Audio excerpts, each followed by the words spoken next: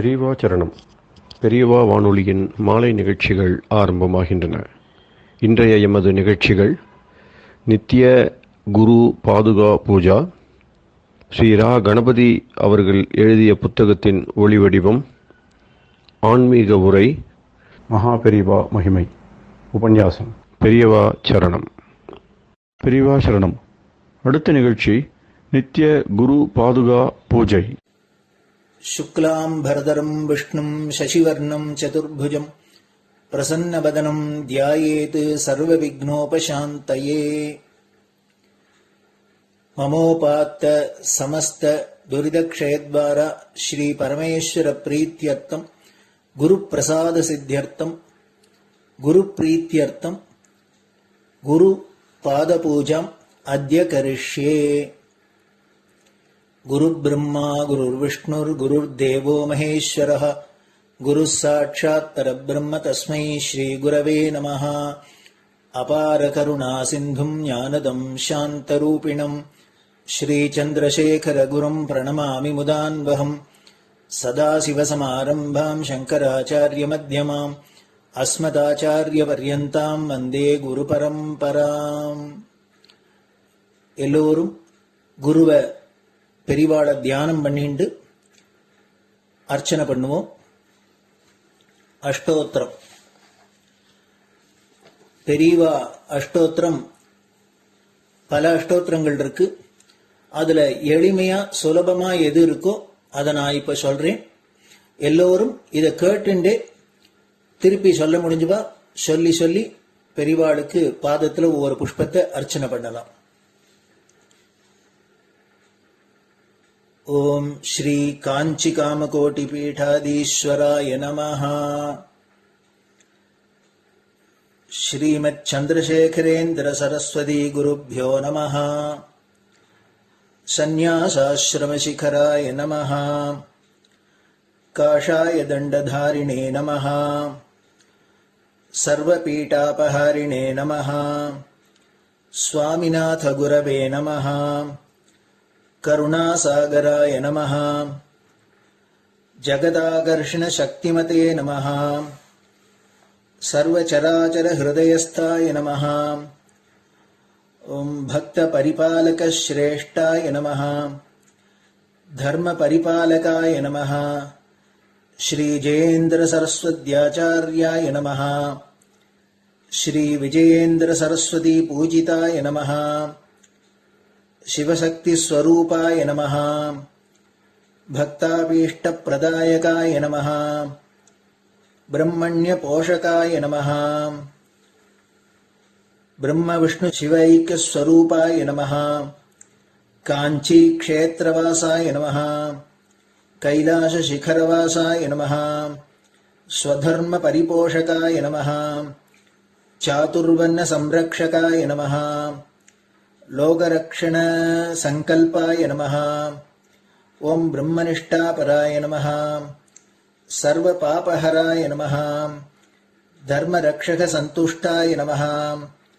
भक्तार्पितधन स्वीकर्त्रे नमः. सर्वोपनिषत् सारज्ञाय नमः. सर्वशास्त्रगम्याय नमः. सर्वलोक पितामहाय नमः. भक्ताभीष्ट प्रदायकाय नमः. ब्रह्मण्य पोषकाय नमः. नानाविध पुष्पार्चितपताय नमः. रुद्राक्ष क्रीडधारिणे नमः. भस्मोद्दोलित विग्रहाय नमः. सर्वज्ञाय नमः. सर्वचराचर व्यापकाय नमः.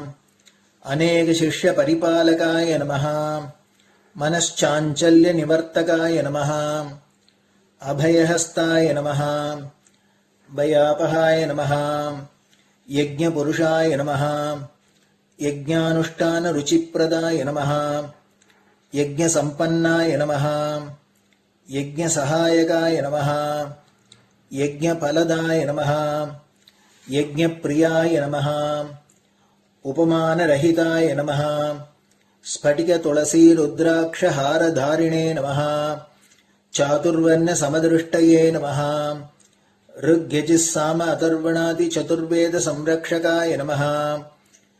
दक्षिणामूर्तिस्वरूपाय नमः जाग्रत् स्वप्न सुषुप्ति अवस्थातीताय नमः कोटिसूर्यतुल्यतेजोमय शरीराय नमः साधुसङ्गसंरक्षकाय नमः अश्वगज गोपूजा निर्वर्तकाय नमः गुरुपादुकपूजातुरन्तराय नमः कनकाभिषिक्ताय नमः स्वर्णबिल्वदलपूजिताय नमः सर्वजीवमोक्षदाय नमः मूकवाक्ताननिपुणाय नमः नेत्रदीक्षादानाय नमः द्वादशलिङ्गस्थापकाय नमः गानरसप्रियाय नमः ब्रह्मज्ञानोपदेशकाय नमः सकलकलासिद्धिताय नमः चातुर्वर्ण्यपूजिताय नमः अनेकभाषासम्भाषण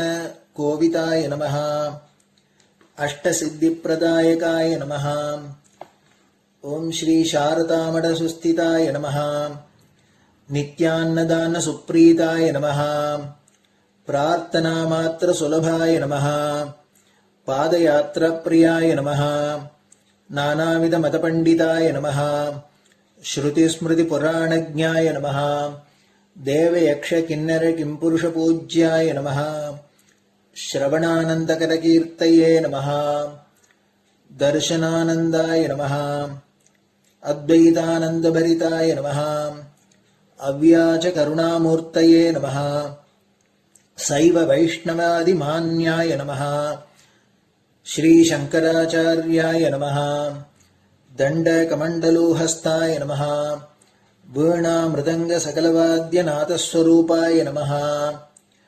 रामकथारसिकाय नमः वेदवेदाङ्ग आगमादिसकलकलासतस्प्रवर्तकाय नमः हृदयगुहाशयाय नमः शतरुद्रीयवर्णितस्वरूपाय नमः केदारेश्वरनाथाय नमः अविद्यानाशकाय नमः निष्कामकर्मोपदेशकाय नमः लघुभक्तिमार्गोपदेशकाय नमः लिङ्गस्वरूपाय नमः सालग्रामसूक्ष्मस्वरूपाय नमः कालड्यां शङ्करकीर्तिस्तम्भनिर्माणकर्त्रे नमः जितेन्द्रियाय नमः शरणागतवत्सलाय नमः श्रीशैलशिखरवासाय नमः डमरुकनादविनोदाय नमः वृषभारूढाय नमः दुर्मदनाशकाय नमः आभिचारिकदोषहर्त्रे नमः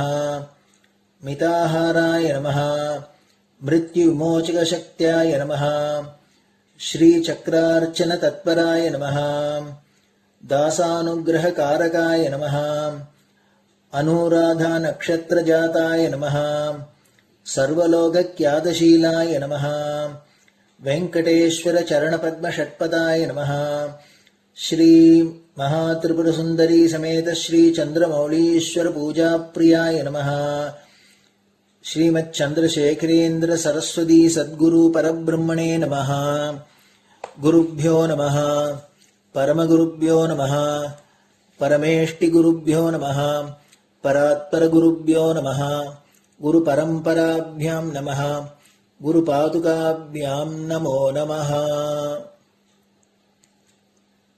அடுத்தது ஊதுபத்தி இருந்தா அதை காமிச்சு தூபம், நெய் தீபம் இருந்தா காமிச்சு அதை நெய் தீபம் தீபம் காமிச்சுட்டு நைவேத்தியம் வெத்தலைப்பாக்கு பழம் இதுலேருந்து ஆரம்பிச்சு அவளுக்கு எது சௌரியமோ அதுபடி நைவேத்தியம் பண்ணலாம்.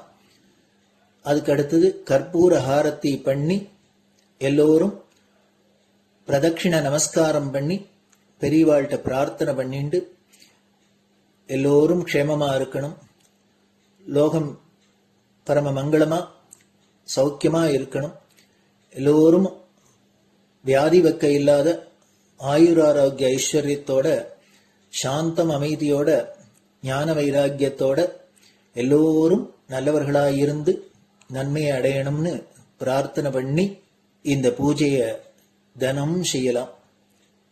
குரு பிரம்மா குருர் விஷ்ணுர் குருர் தேவோ மகேஸ்வரः குரு சாட்சாத் பரபிரம்ம தஸ்மை ஸ்ரீ குரவே நமஹ.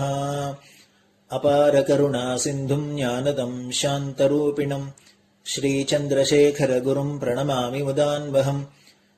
சதாசிவசமாரம்பாம் சங்கராச்சாரிய மத்யமாம் அஸ்மதாச்சாரிய பர்யந்தாம் வந்தே குரு பரம்பராம்.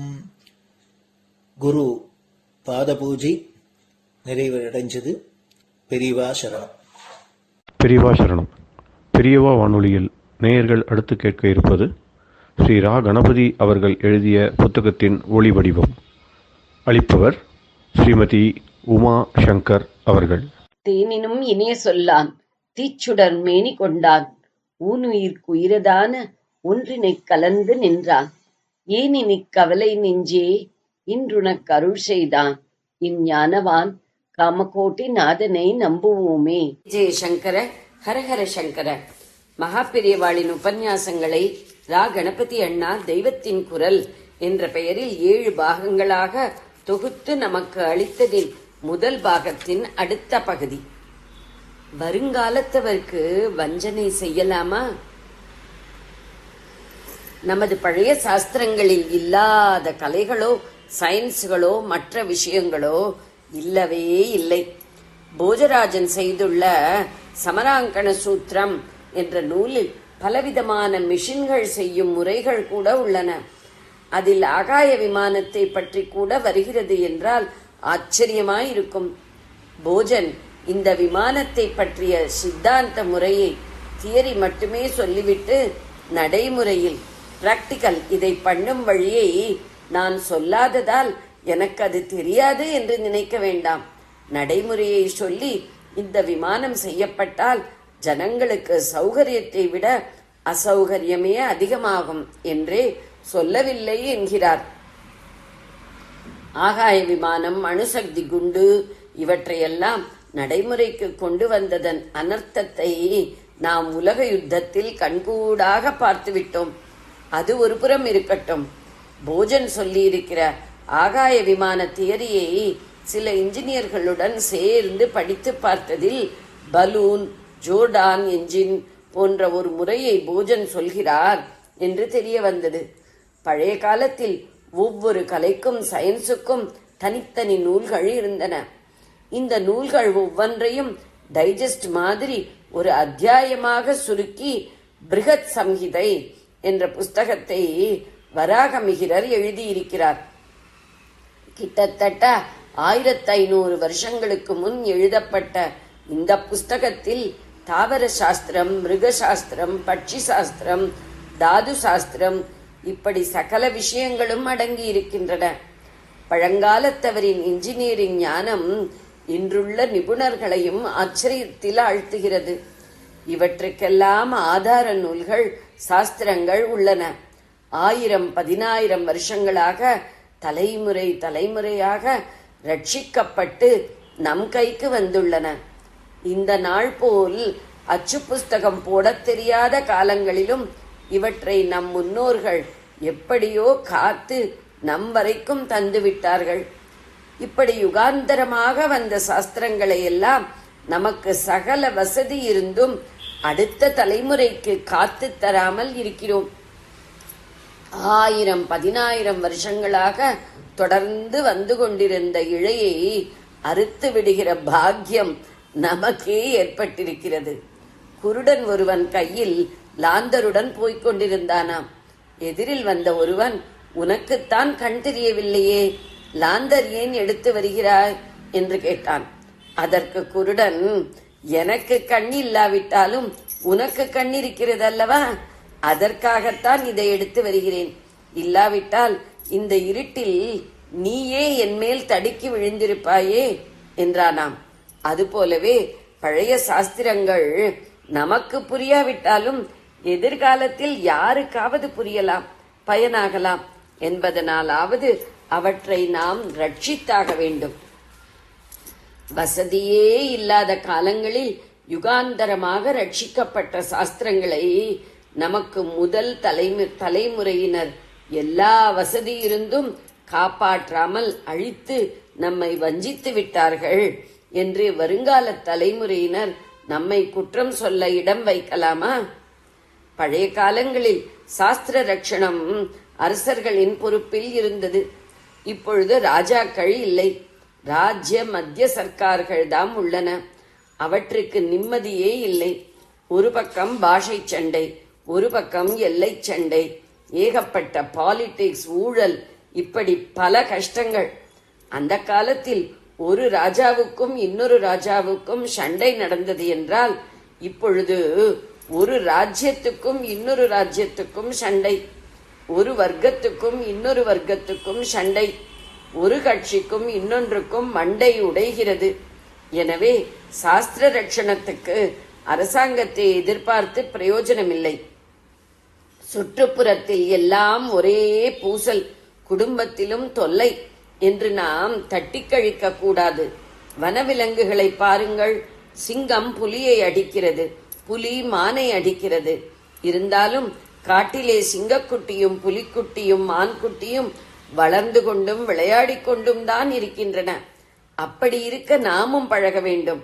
எத்தனை இடையூறு இருப்பினும் நமக்கு எதிர்காலத்தினரிடம் உள்ள கடமையையும் பொறுப்பையும் உணர்ந்து பழைய சாஸ்திரங்களை ரட்சித்து தர வேண்டும். ஜெய ஜெயசங்கர, ஹரஹர சங்கர. பெரியவா சரணம். இந்நிகழ்ச்சியின் அடுத்த பகுதி நாளை மாலை இதே நேரத்தில் ஒளிபரப்பாகும். பெரியவா சரணம். பெரியவா சரணம். பெரியவா வானொலியில் நேயர்கள் அடுத்து கேட்க இருப்பது திரு கவிக்கண்ணன் அவர்களின் ஆன்மீக உரை. பெரியவா சரணம். ராம் ராம். ஸ்ரீ குருப்யோ நம. ஜெய ஜெய சங்கர, ஹர ஹர சங்கர. பெரியவா வானொலி நேயர்கள் அனைவருக்கும், மகா பெரியவாவுடைய பக்தர்கள் அனைவருக்கும் அடியேன் கவிக்கண்ணனின் அன்பு கலந்த நல்வாழ்த்துக்கள். யோகிகளை பார்த்து ஒரு பஞ்ச இங்க போய் காட்டுல உட்கார்ந்துட்டு இந்த மூச்செல்லாம் அடக்கி, இந்த விழி நாசி ரெண்டு கண்ணுக்கு நடுவில் புருவத்து மத்தியில, புருவ மத்தியில உங்களை கான்சென்ட்ரேட் பண்ணுங்க நீங்க அப்படிங்கிறா. இந்த பிராணாயாமம் பண்ணுங்க, இப்படி பண்ணுங்க அப்படி பண்ணுங்க. இதுக்கு பலவிதமா எல்லாம் சொல்லி, அப்புறம் மூலாதாரம், சுவாதிஷ்டானம், மணிபூரகம், மனாகரம், விசுத்தி, இது நிறைய இதெல்லாம் சொல்லி அந்த குண்டலினியை எழுப்பி இதை அந்த ஆதாரங்கள் ஒன்னொன்று வழியாக கொண்டு சகசாரத்துல கொண்டு போய் அங்க உட்காந்து அங்கேயும் இங்க ஓடாத அந்த மனசை அங்க நிறுத்தி அப்படி போய் பகவானை பார்க்கணும்னு கஷ்டப்பட்டு திண்டாடிட்டு இருக்கேன். இதெல்லாம் தேவையா உங்களுக்கு? இதெல்லாம் சுலபமான ஒரு வழி ஒண்ணு இருக்கு. காட்டில் குரத்து பிரான் பதத்தே கருத்தே புகட்டில் வீட்டில் புகுதல் மிக எளிதே நறுவர். இந்த காட்டுல குரத்தின்னு ஒருத்தி தெரிஞ்சிருந்தா, வள்ளி குரத்தி. இவர்கிட்ட ஓடி ஓடி போய் அவளை காதல் பண்ணி கல்யாணம் பண்ணான முருகன் அவனுடைய பாதம்னு உன்னை பிடிச்சிருந்து உன்னோட மனசு கருத்தெல்லாம் அதுல ஒட்ட வச்சுட்டே சொன்னா அவனுடைய வீட்டுக்குள்ள பூந்துடுவாங்க. நீ அவனை தேடிண்டு போகவே வேண்டாம். அந்த காட்டுல குரத்தி பின்னாடி தெரிஞ்ச முருகன் இருக்கானே, அவனுடைய பாதத்தை கிட்டிவா பிடிச்சிருந்து உன் மனசு அதுல நீ செலுத்திட்டேன்னா அவன் தானா ஓடி உன்னுடைய வீட்டில் புகுந்து போனான். அவனுடைய மனசுக்குள்ள எளிதாக புகுந்து கொள்வான் அப்படிங்கிறார். அப்ப இன்னும் இத்தனை வேதாந்தம் பேசுறாடா. அதாவது வேதாந்தத்துக்கு எகன்ஸ்டா அவர் சொன்னா நம்ம எடுத்துக்க வேண்டாம். அதை விட எளிசான வழிகள் இருக்கும் போது அதுக்கு இடத்துக்கு போகணும் அப்படின்ற மாதிரி சொல்லிருக்கலாம்னு தோணுது. அவரே பெரிய வேதாந்தியா தான் இருந்திருக்காரு. இன்னொரு இடத்துல சொல்லும் போது இந்த சிந்தாகுல இல்லடு செல்வமனும் சொன்னதுக்காகவே அவர் சொல்றார், நீர்க்குமிழிக்கு நிகர் என்பர் யாக்கை இல்லாது செல்வம் பார்க்கு விடத்து அந்தமின் போலும் என்பர் பசித்து வந்தே ஏற்கும் அவர்க்கு இடவெனில் எங்கேனும் எழுந்திருப்பர். வேற்குமரருக்கு அன்பு இல்லாதவர் ஞான மிகவும் நன்றேனர்.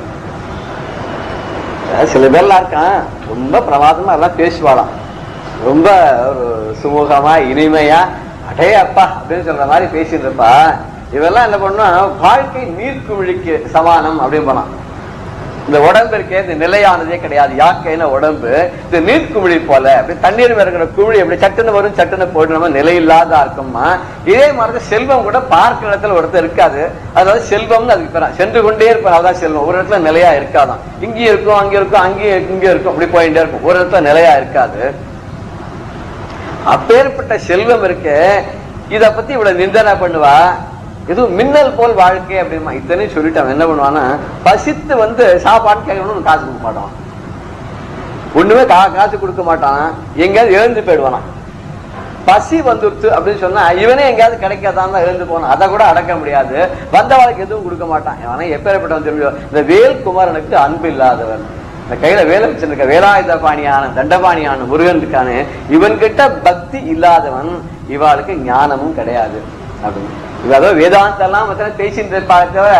இவாளுக்கு எல்லாம் ஒண்ணு, நீ நானும் ஒண்ணும்பா, எல்லாருக்கும் பரமாத்மாம்பா, எல்லாம் அகம் பிரம்மாத்மியமா தத்துவமசின்னு தான் சொல்லிட்டே இருப்பானே தவிர, ஆனா ஒரு உண்மையான ஒரு நிலை வரும்போது அப்படிலாம் நினைச்சு பார்க்க மாட்டான். தன்னை மாத்திரம் பார்த்துட்டு ஒரு சாப்பாடு கூட கிடைக்குதுன்னா அடுத்தவங்க கூட போக மாட்டான். தான் மாத்திரம் ஓடி போய் சாப்பாட்டுக்கு போயிடுவான். தங்கிட்டு இருக்கிறது யாரோடையும் பகிர்ந்துக்க மாட்டான். இவ்வளவு சுயநிலை பெருவிழாதான். இவெல்லாம் ஆஷாட புதிகள், இவாள்லாம் நம்பாதீங்க. உண்மையான சன்னியாசிகள்லாம் நம்மளோட கூட இருக்க மாட்டா, தனியா ஒதுங்கி இருப்பா அப்படின்னு சொல்றாரு. இப்பேற்பட்ட ஒரு அந்த மாதிரியான ஒரு தபசெல்லாம் தேவையே கிடையாது. மனசுல பகவான் நினைச்சாலே தானே வருவன். அப்படி வந்துட்டு சொல்லும் போதுதான் சொல்றார். இதுக்கு ஒரு கிட்டத்தட்ட வர மாதிரி ஒரு கவி என்ன பாடுறான்னு, தேவரும் மூவரும் போற்றி துதி செய்யும் பாவனனே மயில் வாகனனே, தேவரும் மூவரும் போற்றி துதி செய்யும் பாவனனே மயில் வாகனனே முருக, மேவிய அறுபடை வீற்றருள் பள்ளி தேவானை மணாளா தேவாதி தேவா, மேவிய அறுபடை வீற்றருள் பள்ளி தேவானை மணாளா தேவாதி தேவா, தேவரும் போற்றி துதி செய்யும் பாவனனே மயில் வாகனனே, சூரனை மாய்த்து சுரக்குறை தீர்த்து, சூரனை மாய்த்து சுரக்குறை தீர்த்து, வீராதி வீர சுந்தர குமாரா, சூரனை மாய்த்து சுரக்குறை தீர்த்த வீராதி வீர சுந்தர குமாரா, சீருடன் பதம் என் சிரம் மேல் வைத்து, உன் சீருடன் பதம் என் சிரம் மேல் வைத்து, ஆரியன் செய்விதி மாற்றிடுவாயே, தேவரும் போற்றி துதி செய்யும் பாவனனே மயில் வாகனனே.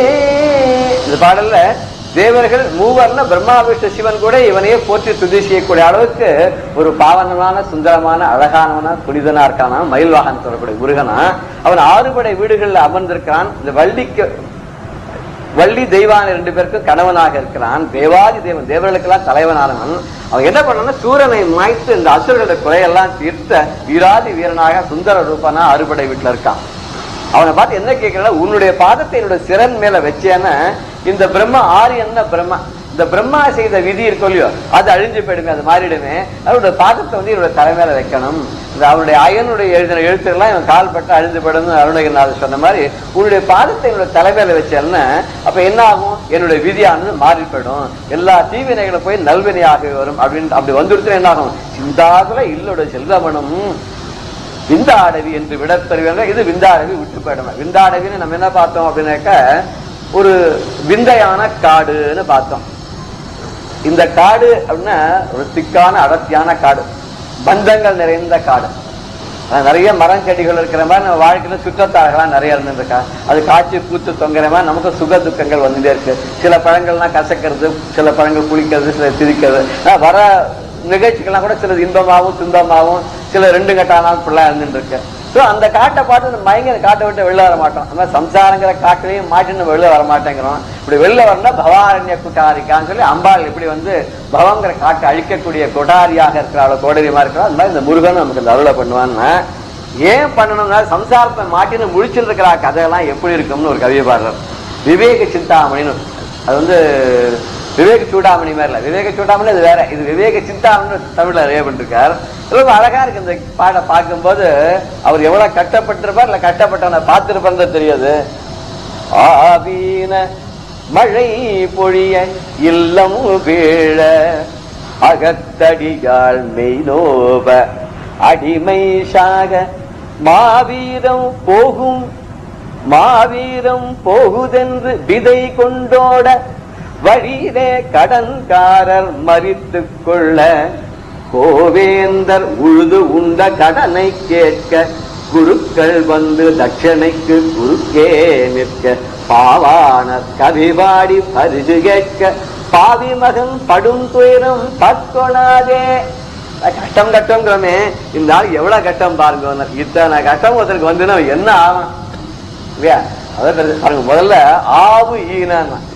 ஆவுன்னா பசுமாடு. பசுமாடு அப்பதான் கண்ணு போட்டுருக்கான். சாதாரணமா ஒரு மாடு கண்ணு போட்டதுனால உங்களுக்கு தெரியும், வீடு ஒரே அல்லோல படும் அப்படின்னு சொல்லுவாங்க. அதுவும் எருவ மாடா இருந்துச்சுன்னா அதை சுத்தம் பண்ணி இது பண்ணி வரதுக்குள்ள பெருமாடா ஆயிடுவா. எருவ மாடு கண்ணு போடாமல் வீட்டு இருக்குன்னு சொல்லுவாங்க. ரொம்ப ஏதோ அலங்கோலமா ஒருத்தர் வீட்டுல வச்சிருந்தா அப்படிதான் சொல்லுவா. இங்க பசுமாடு கண்ணு போட்டுதான்.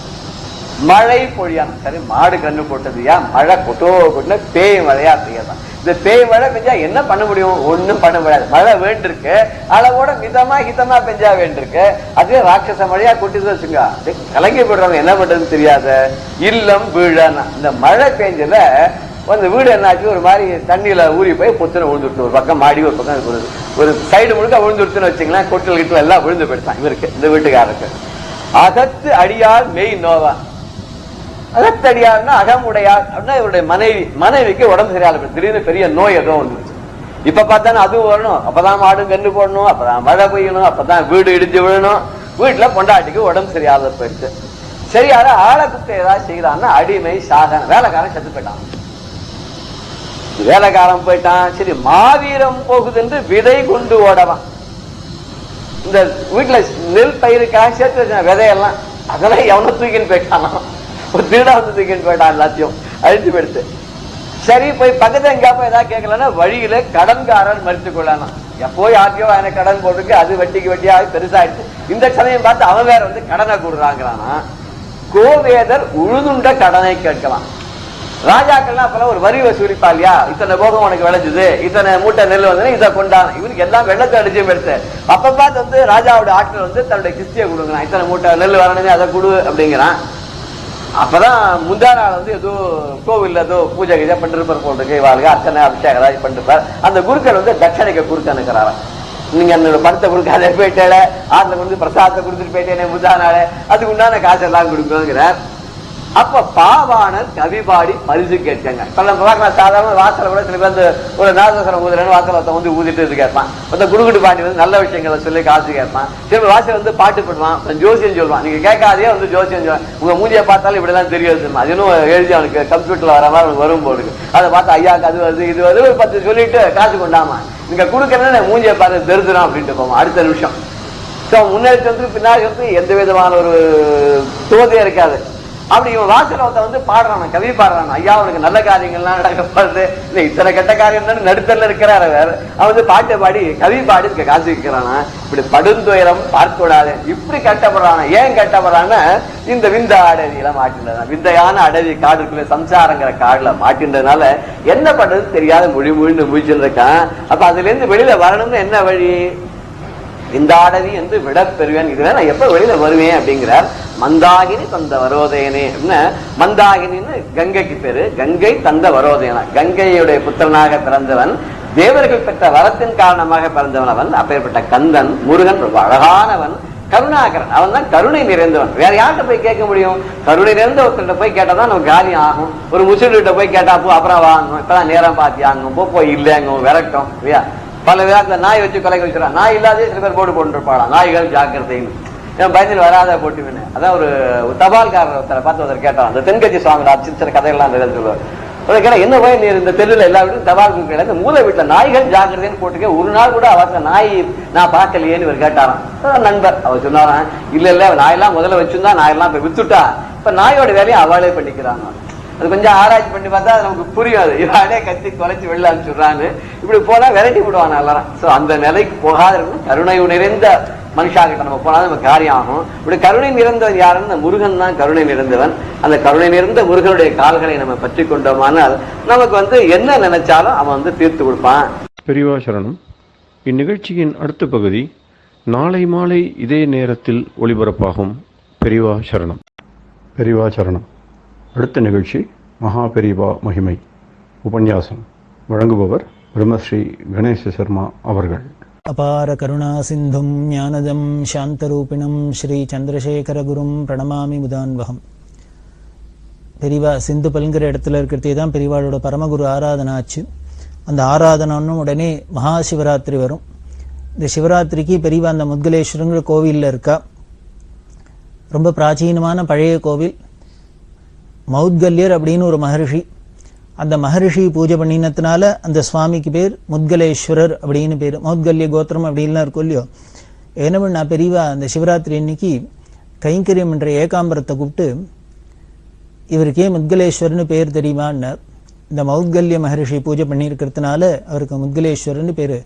அதனால நீங்க மௌத்கல்ய கோத்திரத்தை சேர்ந்தவா, அதனால உங்க கோத்திர ரிஷி பூஜை பண்ணின சுவாமி, அதனால நீ அவருக்கு இன்னைக்கு 4 கால பூஜையை பண்ணு அப்படின்னா. அந்த வம்சத்துல வந்திருக்காரு ஏகாம்பரம் வெள்ளம் மௌத்கல்ய கோத்திரம், அதனால முத்கலேஸ்வரர் நீ பூஜை பண்ணு அப்படின்னா அவர் சரி அப்படின்னு விட்டார். ஆனா ஒரே கூட்டமான கூட்டம், ரொம்ப அன்கன்ட்ரோலபிள் க்ரௌடு அப்படி வந்திருக்கு. கொஞ்சம் ஊருக்கு ஒதுப்புறமா தான் இருக்கும், இருந்தா கூட எப்படி பிளாப்பழம் இருக்கிற இடத்துல ஈந்து மொக்கிறதோ எறும்பு மொக்கிறதோ அது மாதிரி பெரியவா எங்க இருந்தாலும் காட்டுல இருந்தாலும் மேட்டுல இருந்தாலும் எங்க இருந்தாலும் வந்து கூட்டம் குமிஞ்சுட்டே இருக்கும். அது ரொம்ப அசாத்தியமா கூட்டம் வந்திருக்கு. மெட்ராஸ்லேருந்து பல விஐபிஸ்லாம் வந்திருக்கா. ஒரே மக்களை பட்டு இருக்கு. அதனால தரிசனம் பண்ணி வைக்கிறதுக்கு யாராவது 4 பேர் வேணும். அதனால கூட இருக்கிறவாள்லாம் சொன்னா ஏகாம்பரத்துல, ஏன் நீ போய் உள்ளுக்குள்ள 4 காலம் பூஜை பண்ண உட்காந்துட்டு இன்னும் இங்க வரவா போறவாள தரிசனம் பண்ணி வச்சு இந்த கூட்டத்தை கண்ட்ரோல் பண்ணதுக்கு சிரமமா இருக்கும் அப்படின்னு சொல்ல, இவர் 2 மணி நேரம் பெரியவாள்கிட்ட போய் சொன்னார், நான் வேணா வெளியில இருக்கேன், எங்க அண்ணா வந்திருக்கார் சந்துரு வாத்தியார் அப்படின்னு மடத்த வாத்தியார், அவரை விட்டு வேணா பண்ண சொல்றேன், பண்ணிட்டு சொல்லட்டுமா அப்படின்னா பெரியவாளுக்கும் வந்துடுத்து. பாரு, உங்க கோத்திர ரிஷி பூஜை பண்ண சுவாமிங்கிறதுனால உன்னை பூஜை பண்ண சொன்னேன், ஆனா நீ என்னமோ உங்க அண்ணாவை சொல்றியே, உங்க அண்ணா என்ன வேற யாரை விட்டு வேணாலும் நான் பூஜை பண்ணி சொல்லிக்கிறேன், எனக்கு தெரியாத யாரையான்னு சொல்றதுக்கு உன்னை பண்ணணும்னா சொன்னேன், நீ உங்க அண்ணா பண்ண சொல்றேங்கிறியே, இல்லையா வேண்டாம் நான் யாரையானு விட்டு பண்ணி சொல்லிக்கிறேன் அப்படின்னு பெரியவா கோச்சுன்னொன்னே இவர் பயந்து போயிட்டார். உடனே நமஸ்காரம் பண்ணி இல்ல பெரியவா சொல்றத பண்றேன் அப்படின்னு. உடனே பெரியவா நீ உள்ளுக்குள்ள போய் பூஜை பண்ணி, நானும் உள்ளே உட்காந்துருக்கேன் அப்படின்னா. பெரியவா உடனே ஸ்நானத்தெல்லாம் பண்ணிட்டு உள்ளுக்குள்ளேயே வந்து உட்காந்துட்டா. அப்பப்போ எட்டி பார்த்துன்னு வெளியில இருந்து வழக்கெல்லாம் தரிசனம் கொடுத்துட்டு 4 கால பூஜை பிரமாதமா நடந்தது. ஒவ்வொரு காலத்துக்கும் ஏகாதச ருத்ர ஜபம் பண்ணி சுவாமிக்கு பூர்ணமா அபிஷேகம் பண்ணி, ரொம்ப அழகான கோவில், ரொம்ப சுவாமி பிரமாதமா இருப்பார். அந்த முத்கலேஸ்வருக்கு சிவராத்திரி 4 கால பூஜையும் ஆச்சு. அப்படி பூஜை எல்லாம் ஆகி மறுநாளைக்கு அமாவாசை எல்லாம் ஆச்சு. அதுக்கு அடுத்த நாள் பெரியவாளோட குரு ஆராதனை. இந்த பரமகுரு ஆராதனைக்கும் குரு ஆராதனைக்கும் 8 நாள் வித்தியாசத்துல வரும். குரு ஆராதனை வந்தது. இந்த குரு ஆராதனைக்கு என்ன பண்ணினா, பரமகுரு ஆராதனைக்கு பண்ணினாப்பிலே 34 பேரை வச்சு ஏதோக்தமா ஆராதனை பண்ணணும்னு பெரியவா உத்தரவாயிடுத்து. எப்பொழுதும் 32 பேர் தான் வச்சு பண்றது. போன வாரம் பரமகுருவுக்கு 34 பேர் பண்ணினத்தினால, எதேச்சியா 2 வைதிகா வந்தோம்னா அவளையும் வச்சு பண்ணினத்தினால இப்போ குருவுக்கும் குறைக்கப்படாது அப்படின்ட்டு அதே 34 பேரை வச்சு ஆராதனை பண்ணினா. அந்த குருவுக்கு பரமகுருவுக்கு பண்றதே பெரியவா சொல்லுவா. பரமகுரு எப்பேற்பட்ட மகான் தபஸ்வி, அவருக்கு அவரோட தபஸுக்கு நாம என்ன பண்ணினாலும் போறாது. வெள்ளி சும்பா கொடுக்கணும், டம்ளாரா கொடுக்கணும், பஞ்சாத்திர உத்தினியா கொடுக்கணும், பவுன் காசா கொடுக்கணும், இதை கொடுக்கணும் அதை கொடுக்கணும், ரொம்ப ஆசாசியா இதை பண்ணும் பா, வாரி கொடுத்து ஆராதனை வைதிகளை கொடுத்து பண்ணணும் அப்படின்பா. அவர் அப்படி பெரிய காஞ்சி காமகோடி பீடாதிபதியா இருந்தார், சக்கரவர்த்தியா இருந்தவர், அதனால அவருக்கு பண்ணணுமா. இந்த குருவுக்கு பண்றதுக்கே சொல்லுவா பெரியவா. இவ்வளவு பெரிய பீடத்துல பீடாதிபதியா இருந்தார், ஆனா அந்த பீடத்துக்கு உண்டானதை ஒன்று சௌகரியத்தியான அவர் அனுபவிச்சதா தெரியல. 8 நாள் தானே இருந்திருக்கார். அதனால அவருக்கு பீடத்துல தான் இருந்து இதெல்லாம் ஏதோக்தமா ஒன்றும் பண்ணிக்கல. அதனால இப்போவான ஆராதனையான நல்லா விமர்சையா பண்ணணும் அப்படின்னு அதுக்கும் இப்படி சொல்லுவா. அப்படி இந்த குரு ஆராதனை ரொம்ப பிரமாதமா நடந்தது. எல்லாரும் ஆகாரெல்லாம் எடுத்து 4 மணிக்கு வெள்ளம் சாப்பிட்டுட்டு இருக்கிறதே பெரியவா என்ன பண்ணினா தண்டத்தை தூக்கின்னு கிளம்பிட்டா. கிளம்பினா இந்த ஷாப்ல ஏகாம்பரம் ஓடி வந்தார். வந்து என்ன பெரியவா யாத்திரையானார். ஆமா அப்படின்னு. உடனே வாழ்க்கெல்லாம் அழாத குறையா போயிடுத்து. அவ்வளவு கஷ்டப்பட்டு ஆராதனை பண்ணியிருக்கு, இப்பதான் எல்லாரும் சாப்பாடு ஆயின்னு இருக்கு, இப்போன்னு பார்த்து பெரியவா கிளம்பிட்டாளே அப்படின்னு. இவர் சொன்னார், இல்லை இப்பதான் ஆராதனை ஆயிருக்கு, இன்னும் சாப்பிட்டு இருக்கோம், இன்னும் சாப்பிட வேண்டிய இன்னும் 2 பேர் இருக்கலாம், சாமான்லாம் போட்டபடி இருக்கு, எப்படி கிளம்பி வருது அப்படின்னா பெரியவா எல்லாம் அப்படியே இருக்கட்டும், ஏதானும் பண்ணணும்னா அவளை மற்றவாளை காரியம் பண்ண சொல்லு, நீ வண்டி எடுத்துன்னு வா கிளம்ப என்னோட அப்படின்னு விட்டான். என்ன பண்றது, இருக்கிறவாளுக்குன்னு ரொம்ப சிரமமா இருக்கும், கோபம் கூட வரும் நமக்கு, இன்னும் பெரியவா இப்படி கிளம்புறாளே அப்படின்னு. ஆனால் அதுதான் பெரியவாள்கிட்ட எதனால என்னன்னு சொல்ல தெரியாது. இந்த காரியம் ஆற வரைக்கும் இருந்துட்டு அதுக்கப்புறம் ஒரு க்ஷணம் இருக்க மாட்டான் அந்த இடத்துல. எப்படி ஒண்ணுமே இல்லாத இடத்துல எல்லாத்தையும் வரவழைச்சு ஆராதனை பண்ணி எல்லாத்தையும் அமக்களப்படுத்துறாளோ அதே மாதிரி அது முடிஞ்ச அடுத்த நிமிஷம் ஒண்ணுமே இல்லாத பாடு ஒடியே போயிடுவா அந்த இடத்த விட்டு. அது மாதிரி பெரியவா நடந்து போயிட்டா 9 கிலோமீட்டர் நடந்து சாங்குவிங்கிற இடத்துக்கு போனா. அங்க போனா அங்க போய் இருந்துட்டு அதுக்கப்புறம் சஹஸ்ரார்ஜுன் பாக் அப்படிங்கிற இடத்துக்கு வந்தா. அந்த சஹஸ்ரார்ஜுன் பாக்ல ஒரு கோவில், அந்த கோவில்ல தத்தாத்திரேயர் பிரதிஷ்டை பண்ணினா பெரியவாளுக்கு அவளுக்கு ஒரே சந்தோஷம். பெரியவா இருக்கிறதே பெரியவாளை முன்னால பண்ணணும் அப்படின்ட்டு அந்த தத்தாத்திரேய பிரதிஷ்டையை பெரியவா தரிசனம் பண்ணிட்டு அவளுக்கெல்லாம் அனுகிரகம் பண்ணிவிட்டு அப்புறம் மறுபடியும் திரும்பி ஷோலாப்பூருக்கே வந்துட்டா. ஷோலாப்பூர்ல அந்த பாலாஜி மந்திர்ல இருந்தா. அப்படி இருக்கிறதே பௌர்ணமி வந்தது, திருப்பி வபனம் வந்துடுத்து. வபனம் அந்த சாட்லா அப்படின்னு சொன்ன அந்த கம்பெனி இருந்தது, அதுல போய் பெரியவா வபனத்தெல்லாம் முடிச்சுட்டு அங்க ஒரு சிவன் லிங்க பிரதிஷ்டை பண்ணினா. இன்னைக்கும் இருக்கு இந்த சாட்லா கம்பெனியில ஒரு கோவில், சின்ன கோவில், சிவலிங்க பிரதிஷ்டை. அந்த சிவலிங்க பிரதிஷ்டையெல்லாம் பண்ணி அவளுக்கெல்லாம் அனுகிரகம் பண்ணிவிட்டு பெரியவா அப்படியே நம்மனா கோஆபரேட்டிவ் ஸ்பின்னிங் மில்ஸ் அப்படிங்கிற இடத்துக்கு வந்தா. அங்க இருந்து தன்னோட அனுஷ்டானம் எல்லாம் முடிச்சுன்னு கிளம்ப போறா. அந்த சமயத்துல என்ன பண்ணார், பிரபல உபன்யாசகர் கிருஷ்ண பிரேமி சுவாமிகள் தரிசனத்துக்கு வந்திருந்தார். அவர் வந்தா பெரியவா அவர் வந்துட்டாருங்கிறதுனால என்னம்னா கிளம்பின பெரியவா அதே இடத்துலயே தங்கிவிட்டா. தங்கி பெரியவா மௌனமா உட்கார்ந்தா. இவரும் நமஸ்காரம் பண்ணினார், எல்லாம் பண்ணின்னு பேசாத உட்கார்ந்தார் தரிசனம் பண்ணிட்டு. பெரியவாள்கிட்ட கைங்கரம் என்ற பாலுங்கிற என்ன பண்ணார், ஒரு பெரிய உபன்யாசகர் வந்திருக்காரு அப்படின்ட்டு பாகவதத்திலேருந்து ஏதானும் சொல்லுங்களேன் அப்படின்னா அவர் ஒன்றும் சொல்லலை. அப்புறம் கொஞ்ச நேரம் கழிச்சு கையால் அவர் ஜாட காமிச்சார். இல்லை எனக்கு சொல்ல முடியாது பெரியவா எதிர்க்க. அதாவது பெரியவாளை பார்த்த சந்தோஷம் அந்த ஆனந்தத்தில் பிரம்மானந்தத்தில் லயிச்சவாளுக்கு விண்டவர் கண்டிலர் கண்டவர் வெண்டிலர் அப்படின்லாம் சொல்கிறாளோ இல்லையோ, அது மாதிரி இந்த பிரம்மானந்தத்தை அனுபவிச்சதுக்கு அப்புறம் அது என்ன ஏதுன்னு என்ன வார்த்தைகளால் சொல்ல முடியுமா, வர்ணிக்க முடியுமா, என்ன பண்ண முடியும்? அப்படியே எல்லாம் நின்று போயிடுறது. அதாவது நம்மளோட இந்திரியாதீதமானது அது. அப்போ அந்த ஆனந்தத்தில் எல்லா இடத்தும் நம்மளோட இந்திரியங்கள் எல்லாமே இல்லாது போயிடுறது. அதனால தான் அதைத்தான் கிருஷ்ண பிரேமி சொன்னார், இல்லை இப்போ என்னால் ஒன்றும் சொல்கிறாப்புல இல்லை சொல்ல முடியாது அப்படின்னு. அது கூட வாயை திறந்து சொல்லல, ஜாடையால் காமிச்சார். இது எதுக்கு முக்கியமாக சொல்கிறேன் அப்படின்னா, பெரியவா சந்நிதியில் ஒவ்வொருத்தருக்கும் எப்படி எல்லாம் அனுபவம் ஏற்பட்டிருக்கு அப்படின்னு. கிருஷ்ண பிரேமி சுவாமிகள்லாம் எத்தனை ஆயிரக்கணக்கான பேர் மத்தியில் எப்படி எல்லாம் பிரவாகமாக கங்கா பிரவாகமாக எப்படி எல்லாம் உபன்யாசம் பண்ணுறா, எப்படி உலகத்தையே தன்னோட வாக் சாதுரியத்தினால ஆகர்ஷணம் பண்றா. அப்பேற்பட்டவா என்ன சொல்றேன்னு பெரியவாளுக்கு முன்னாலே ஏதாவது 2 வார்த்தை சொல்லணும் அப்படின்னா சொல்ல முடியாத அப்படியே இருக்கு அப்படின்னா, பிரமிச்சிருக்கு அப்படின்னா அதுதான் அது பரபிரம்மம் பெரியவா அப்படிங்கிறதுக்கு இதெல்லாம் சாட்சி. இது மாதிரி பல பேருக்கு அப்படிதானே ஏற்பட்டிருக்கு அனுபவம். அது வார்த்தைகளால சொல்ல முடியாது, அனுபவிச்சோம்னா தெரியும்.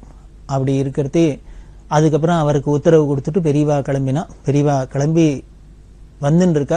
வர வழியில் இப்படி 2 ரோடு பிரியெடுத்து ஏகாம்பரத்திட்ட கேட்டா எப்படி போகிறது அப்படிங்கிறதுக்காக. உடனே அவர் சொன்னார், இந்த பக்கம் போனால் அக்கல்கோட்டுங்கிற இடம் அப்படின்னா உடனே அந்த பக்கம் நடக்க ஆரம்பிச்சிட்டா, அக்கல்கோட் பக்கம். இந்த அக்கல்கோட்டுக்கு எதுக்காக அப்படின்னா, இவா இந்த சாங்வி சோலாப்பூர் இங்கெல்லாம் இருக்கிறது பார்க்கே அப்படின்னு ஒரு பக்தர். அவர் நிறைய ஹெல்ப் எல்லாம் பண்ணியிருக்கார். அவரோட உதவியில போய் பல கேம்ப் எல்லாம் ஊரெல்லாம் பார்த்துக்கிறதுலாம் ஏகாம்பரம் பண்ணியிருக்கார். இந்த பார்க்கே கூட வந்துருக்கார். அவர் என்ன பண்ணினார், இந்த கரஜால் அப்படிங்கிற ஊர்ல கேம்ப்ல இருக்கிறதே அந்த பார்க்கே பெரியவாளை அக்கல்கோட் வரணும் அப்படின்னு கூப்பிட்டார். காரணம், அங்க கஜானன் மகாராஜ் அப்படின்னு ஒரு பெரிய சாது இருக்கார், பெரிய தபஸ்வி சாது, பல பேருக்கு குருவா இருக்கார். அவர் இன்னும் பல தர்ம காரியங்கள்லாம் பண்ணிட்டு இருக்கார். அங்க வரணும் அப்படின்னு கேட்டு இந்த பார்க்கைக்கு உறவுகாரர் இந்த கஜானன் மகாராஜ். இந்த கஜானன் மகாராஜை பத்தி சொல்லி அதனால பெரியவா அங்க அக்கல்கோட்டுக்கு வரணும் அப்படின்னு கூப்பிட்டார். அதனால பெரியவா அக்கல்கோட்டு அப்படின்னு அங்க போக ஆரம்பிச்சுட்டா.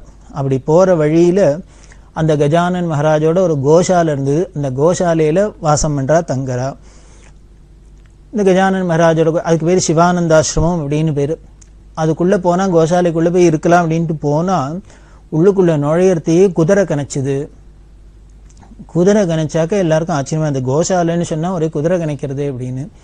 உடனே பெரியவா கேட்குறா, என்னமோ கோஷாலைன்னு குதிரை கொட்டாயா மாட்டு கொட்டாயா அப்படின்னு. இல்லை இல்லை முன்னால குதிரையெல்லாம் கட்டியிருக்கா, பின்னால கோஷாலை இருக்கு, நிறையா கோவெல்லாம் இருக்கு அப்படின்னா. உடனே பெரியவா சொல்றா, குதிரை கொட்டாயா இருந்தானே அதுவும் பவித்திரம் தானே அப்படின்னு. குதிரை இருக்கிறதும் பவித்திரம் தானே, அஸ்வ பூஜை கஜ பூஜை கோ பூஜை எல்லாம் தானே பண்றோம். அதனால அதுவும் ஒரு பவித்திரமான ஒரு ஜீவன் அப்படிங்கிறதுனால தானே அதுக்கு பூஜை எல்லாமே நடக்கிறது. அதனால இதுவும் நமக்கு பவித்திரம் தானே அப்படின்னா உடனே பெரியவா அங்கேயே உட்காந்துட்டு அனுஷ்டானம் எல்லாம் பண்ணிவிட்டு இந்த மாட்டுக்கு குதிரைக்கெல்லாம் பழங்கள் கிழங்கள் எல்லாத்தையும் கொடுக்கறதே கேட்குறா.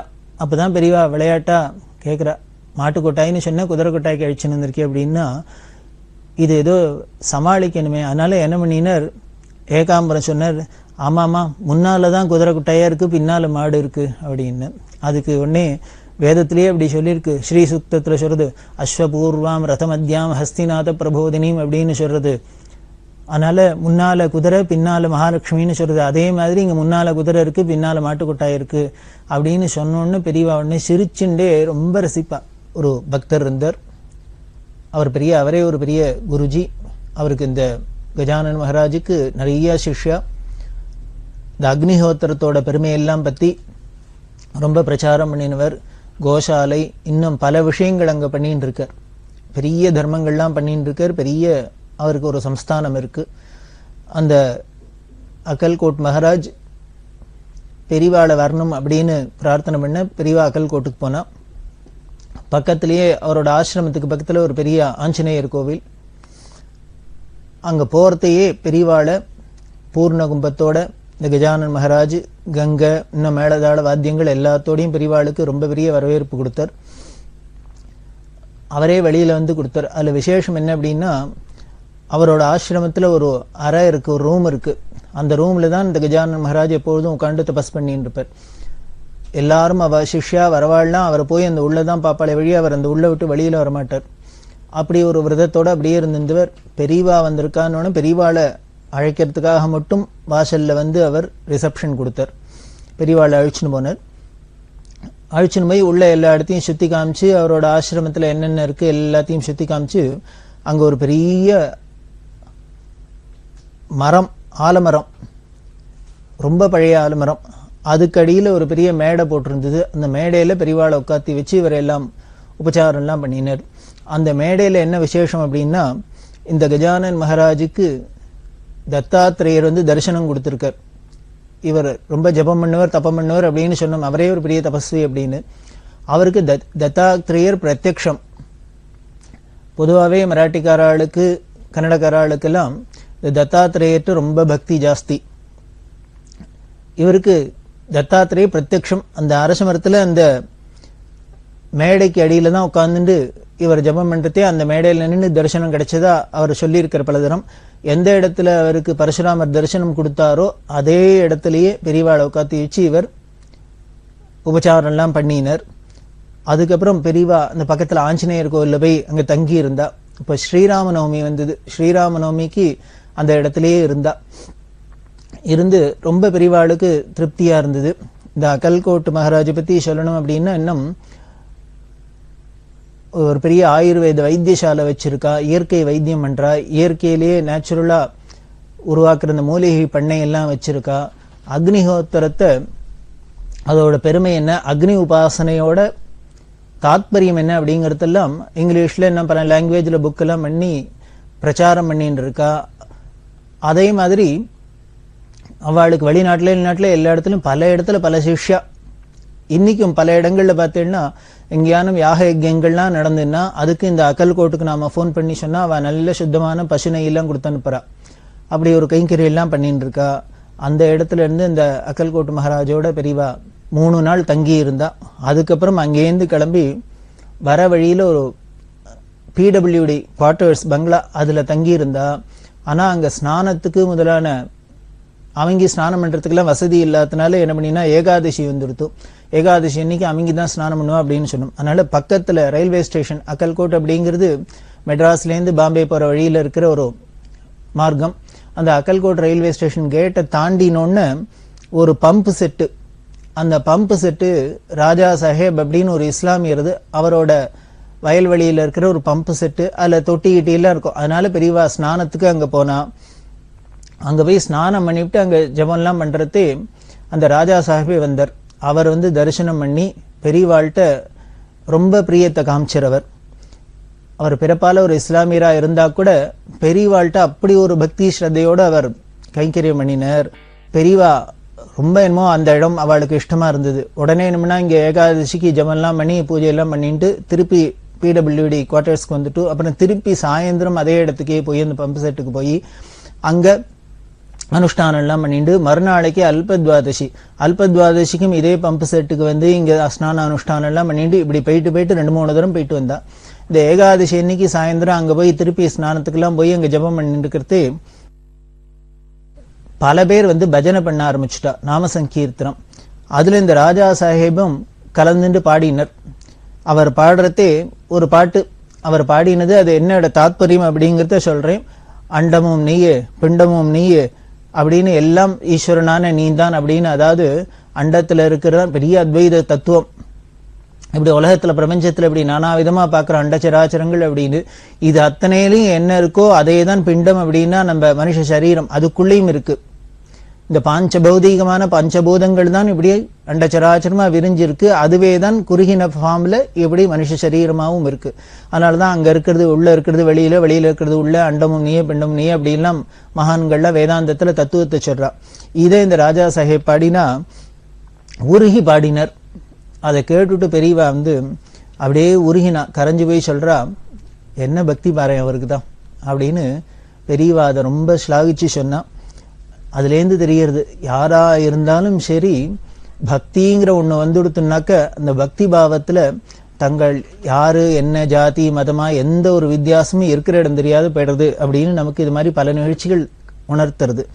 அந்த ராஜா சாஹேபோட புள்ள இப்போ இருக்கார், அங்க போய் பாக்குறதுக்கு திரும்பி போயிருந்தது. போனா அவர் பெரியவா அவ அப்பா அந்த ராஜா சாஹேப் இருந்த போட்டோ எல்லாம் வச்சுட்டு இருக்கார்.